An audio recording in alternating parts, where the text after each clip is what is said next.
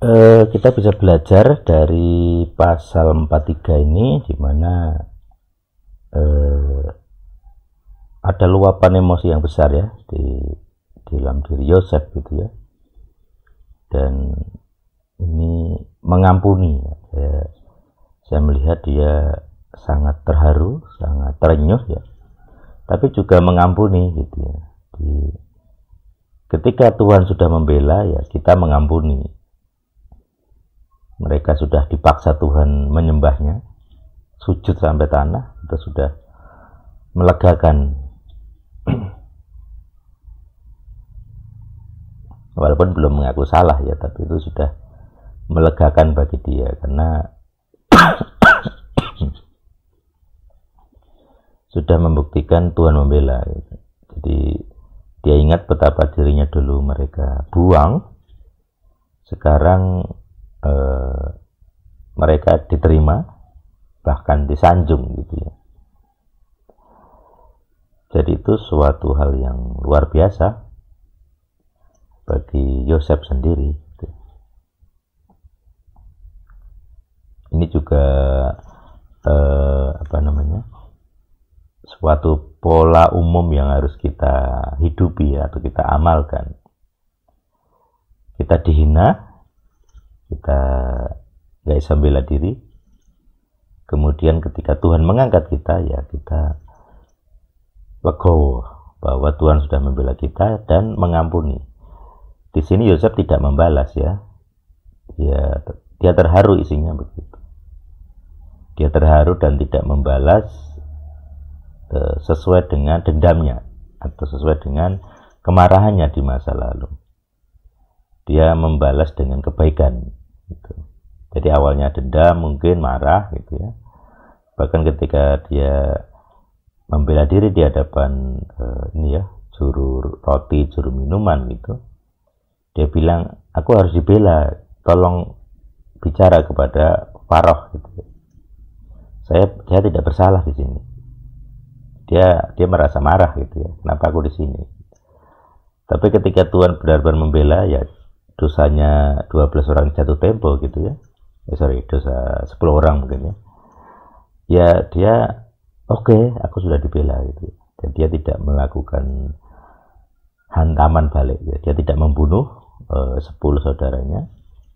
Dia tidak membalas dendam setimpal dengan dosa mereka. Bahkan mereka diberi makanan melimpah tanpa bayar. Dan lebih lagi nanti seluruh saudaranya dibawa ke Mesir. Itu suatu hal yang ya luar biasa gitu.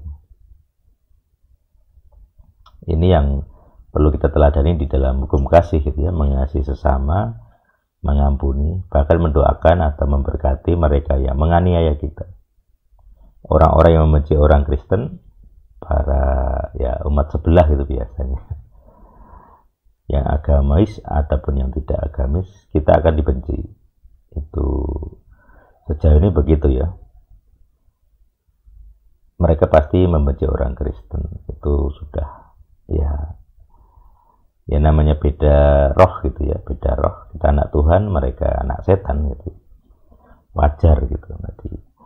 Nah tapi intinya adalah kita berusaha lah, kita berusaha tidak membalas, mengampuni, bahkan kalau mereka perlu bantuan kita tolong. Ini prinsip yang dialami oleh Yosef, dan saya rasa ini prinsip ajaran Kristen yang perlu kita renungkan bersama. Tetaplah mengasihi, jangan biarkan amarah kita meledak-ledak.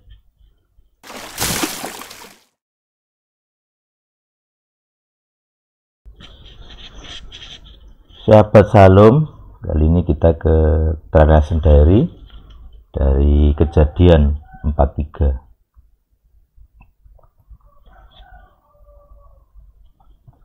Kelaparan itu semakin parah di negeri itu. Kelaparan semakin parah di negeri itu. Lalu terjadilah ketika mereka telah habis memakan gandum yang mereka beli dari Misraim, maka bapak mereka berkata pada mereka, "Pergilah kembali, belilah sedikit bahan makanan bagi kita."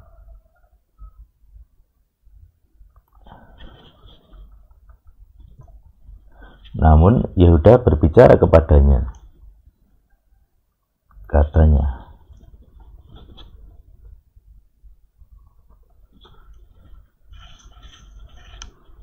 "Orang itu sungguh-sungguh telah memperingatkan kami dengan mengatakan, kamu tidak boleh melihat wajahku kecuali adikmu bersamamu.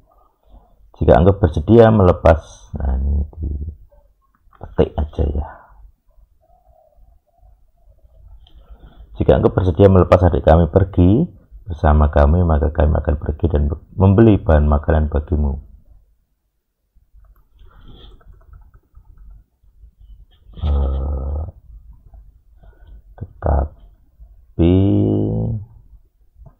Tetapi jika engkau tidak melepas pergi, kami pun tidak akan pergi, karena orang itu telah berkata kepada kami, kamu tidak boleh melihat mukaku kecuali adikmu bersamamu.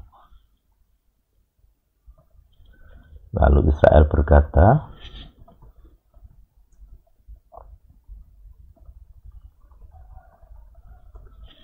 "Mengapa kamu mendatangkan yang jahat kepadaku dengan memberitahukan kepada orang itu bahwa masih ada seorang adik padamu?"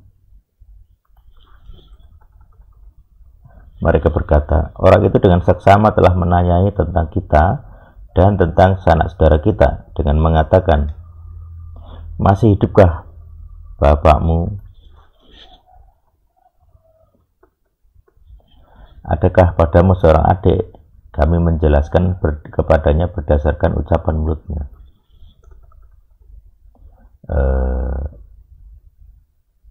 Sehingga ya,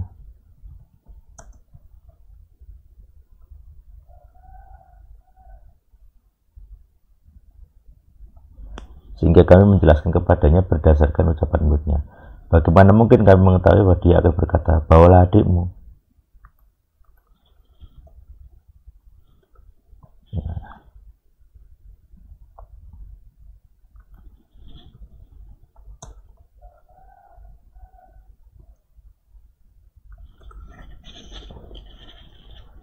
Yehuda berkata kepada Israel, bapaknya,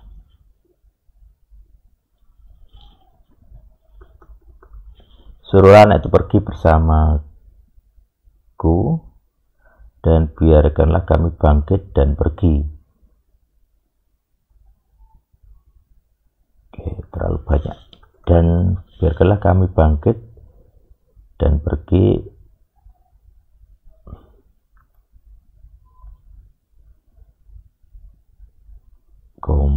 koma saja. Biarlah kita hidup dan jangan mati, baik kami maupun engkau juga anak-anak kita. Akulah jaminan atasnya, dari tangankulah engkau dapat menuntutnya jika aku tidak membawanya kembali kepadamu dan menempatkannya di hadapanmu, maka aku telah berdosa terhadap engkau selama-lamanya. Sebab jika kita tidak berlambat-lambat, tentulah sekarang kita sudah 2 kali pulang pergi." Ya, 2 kali pulang pergi, ada lama sekali berarti. Oke, ayat 11. Lalu Israel bapak mereka berkata kepada mereka, "Jika demikian, maka perbuatlah ini. Ambillah dari hasil terbaik negeri ini dalam wadah-wadahmu, dan bawalah kepada orang itu sebuah persembahan, sedikit balsam dan sedikit madu, rempah-rempah dan mur." Rempah-rempah dan mur sejak dulu jadi persembahan ya, seperti kepada Yesus. "Kacang-kacangan dan buah badam, serta bawalah uang 2 kali lipat di tanganmu. Jika uang yang dikembalikan di mulut karung-karung itu kamu bawa kembali di tanganmu, mungkin itu suatu kekeliruan. Bawalah adikmu itu, berdirilah, kembalilah pergi kepada orang itu." Nyerah akhirnya si Yakob ya, nggak lapar ya, demi makanan. "Biarlah Tuhan yang Maha Kuasa," mungkin El Shaddai, "memberikan kepadamu belas kasihan di hadapan orang itu, dan dia melepaskan bagimu saudaramu yang lain dan Benyamin. Namun aku, sekiranya aku harus kehilangan, biarlah aku kehilangan." Wah, udah nyerah ya. Lalu orang-orang itu membawa persembahan itu, dan mereka membawa uang 2 kali lipat di tangan mereka dan juga Binyamin. Lalu mereka bangun dan berangkat ke Misraim, dan sampailah mereka di hadapan Yosef. Dipersingkat ya. Sehingga ketika Yosef melihat Binyamin bersama mereka, maka dia berkata,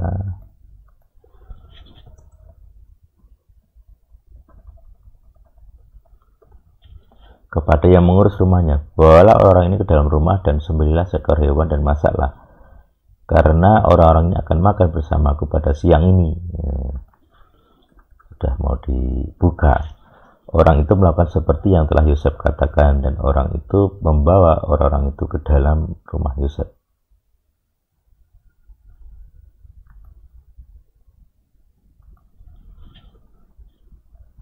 Orang-orang itu ketakutan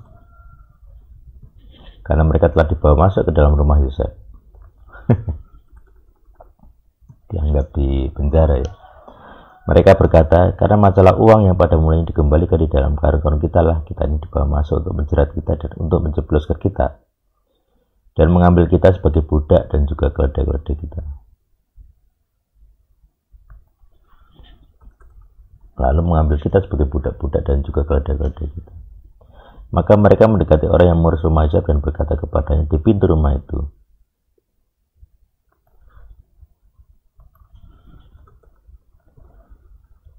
mereka berkata, maaf tuanku, sesungguhnya kami pada malam datang untuk membeli bahan makanan. Lalu terjadilah ketika kami sampai di tempat bermalam dan membuka karung-karung kami, maka tampaklah uang itu ada di dalam mulut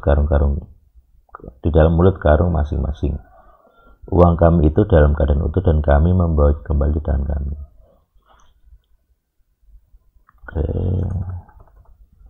Uang yang lain telah kami bawa di tangan kami untuk membeli bahan makanan. Kami tidak mengetahui siapa yang telah menaruh uang kami itu ke dalam karung-karung kami. Wah. Padahal tujuannya bukan itu ya. Dia berkata, salam bagimu, jangan takut. Salam itu damai sejahtera ya, shalom. Shalom bagimu. Nah, ini shalom aja ya. Shalom bagimu, jangan takut. Tuhanmu dan Tuhan. Nah, ini udah agak-agak agama ini ya, udah kenal Tuhannya Yosef gitu ya, si pembantunya Yosef. Tuhanmu dan Tuhan bapakmu lah yang telah memberikan kepadamu harta dalam karung-karungmu itu.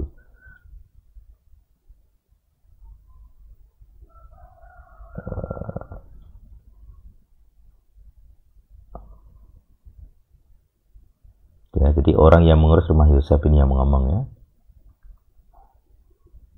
Jadi yang mengeluarkan ini si pembantunya, dia mengeluarkan simpan bagi mereka.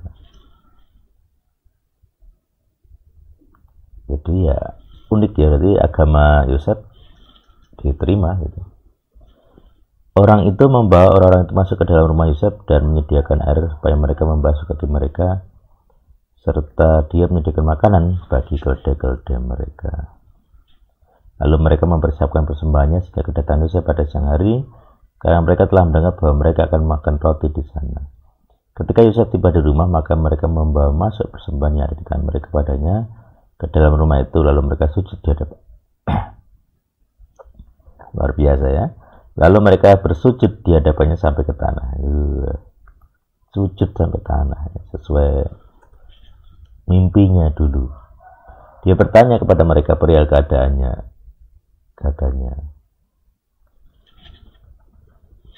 apakah bapakmu baik-baik? Orang tua yang telah kamu ceritakan itu, apakah dia masih hidup? Jadi terharu ya dia ya. Mereka berkata,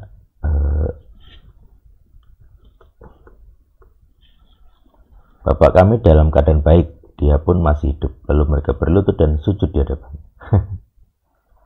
Sujud terus. Ketika dia mengangkat matanya, maka dia melihat Binyamin adiknya, anak ibunya. Lalu ia berkata, inikah adikmu yang bungsu itu yang pernah kamu katakan kepadaku? dia berkata, "Bila Tuhan menunjukkan kemurahan kepadamu, hai anakku." Dia berposisi sebagai penguasa, ya, dia menyebut Binyamin anak, gitu ya. Yosef bergegas.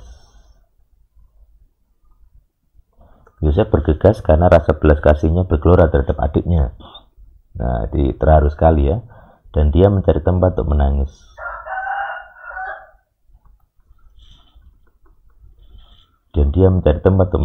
Dia memasuki kamar, lalu menangislah dia di sana. Ya. Lalu dia menangis di sana.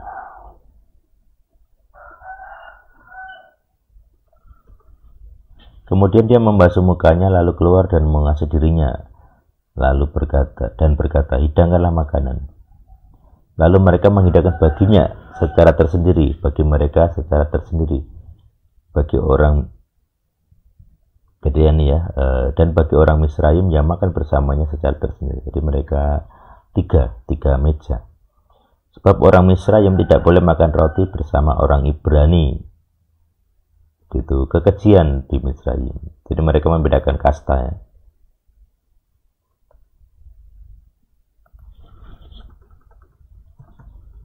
Kasta berdasar ras. Mereka duduk di hadapannya. Yang sulung sesuai dengan urutan lahirnya, dan yang muda sesuai dengan usianya, sehingga orang-orang itu takjub terhadap yang lain. Lalu ia menyajikan kepada mereka hidangan dari hadapannya, tetapi hidangan Binyamin menjadi 5 kali lebih banyak daripada hidangan semuanya. Kemudian mereka minum dan bersukaria bersamanya. Adiknya beri khusus, ya.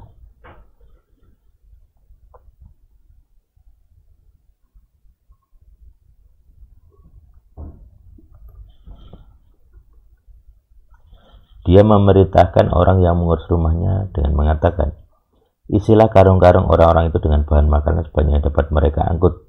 Lalu taruhlah uang itu di dalam masing-masing mulut karungnya." Nah, itu. Cawan perak itu taruhlah di dalam mulut karung yang bungsu dan uang gandumnya.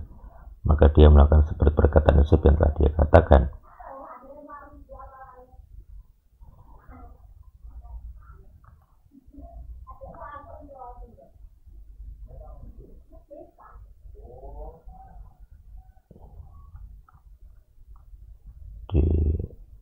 Jadi di pasal 43 ini Yosef belum ngomong, ya, belum ngomong jujur, belum ngomong terbuka ke saudara-saudaranya. Dia baru menjamu istilahnya.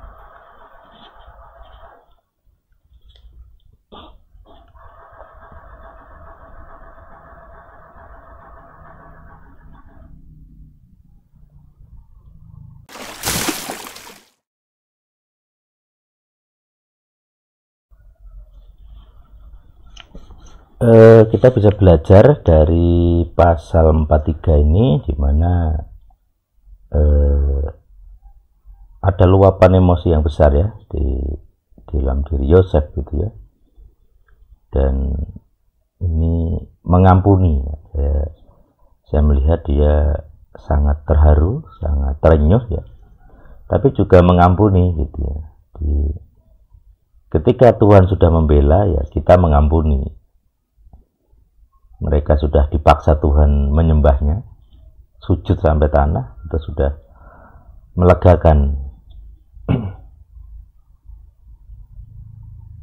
Walaupun belum mengaku salah, ya, tapi itu sudah melegakan bagi dia, karena sudah membuktikan Tuhan membela, ya. Jadi dia ingat betapa dirinya dulu mereka buang, sekarang mereka diterima, bahkan disanjung, gitu, ya. Jadi itu suatu hal yang luar biasa bagi Yosef sendiri, gitu. Ini juga suatu pola umum yang harus kita hidupi, atau kita amalkan. Kita dihina, kita gak bisa bela diri, Kemudian ketika Tuhan mengangkat kita, ya kita legowo bahwa Tuhan sudah membela kita dan mengampuni. Di sini Yosef tidak membalas ya. Dia terharu, isinya begitu.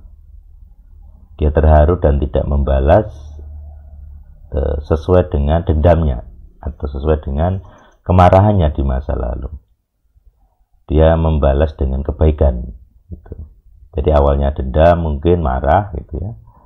Bahkan ketika dia membela diri di hadapan juru roti, juru minuman gitu, dia bilang, aku harus dibela, tolong bicara kepada Faroh gitu. Saya tidak bersalah di sini. Dia merasa marah gitu ya, kenapa aku di sini. Tapi ketika Tuhan benar-benar membela, ya dosanya 12 orang jatuh tempo gitu ya. Dosa 10 orang mungkin ya. Ya dia oke, aku sudah dibela gitu. Dan dia tidak melakukan hantaman balik gitu. Dia tidak membunuh 10 saudaranya. Dia tidak membalas dendam setimbal dengan dosa mereka. Bahkan mereka diberi makanan melimpah tanpa bayar. Dan lebih lagi nanti seluruh saudaranya dibawa ke Mesir. Nah, itu suatu hal yang ya luar biasa gitu. Ini yang perlu kita teladani di dalam hukum kasih gitu ya, mengasihi sesama, mengampuni, bahkan mendoakan atau memberkati mereka yang menganiaya kita. Orang-orang yang membenci orang Kristen, para ya umat sebelah itu biasanya, yang agamis ataupun yang tidak agamis, kita akan dibenci. Itu sejauh ini begitu ya. Mereka pasti membenci orang Kristen, itu sudah ya namanya beda roh gitu ya, beda roh. Kita anak Tuhan, mereka anak setan gitu, wajar gitu nanti. Nah tapi intinya adalah kita berusaha lah, kita berusaha tidak membalas, mengampuni, bahkan kalau mereka perlu bantuan kita tolong. Ini prinsip yang dialami oleh Yosef, dan saya rasa ini prinsip ajaran Kristen yang perlu kita renungkan bersama. Tetaplah mengasihi, jangan biarkan amarah kita meledak-ledak. Tuhan yang hidup bersama kita. Amin.